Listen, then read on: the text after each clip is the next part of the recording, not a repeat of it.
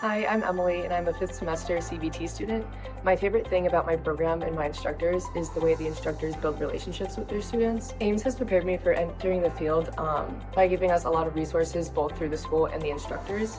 I think having instructors that really do want us to succeed has enabled us to have all different resources such as open labs on the weekends and office hours, so that if we are struggling, there are many opportunities for us to find extra help. I appreciate how they teach us the theory as well as the practical part of phlebotomy.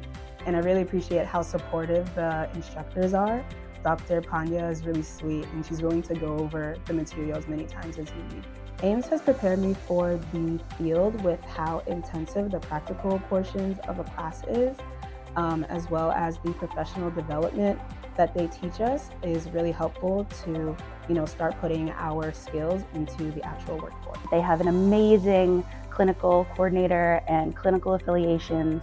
I start clinicals next semester and I absolutely can't wait.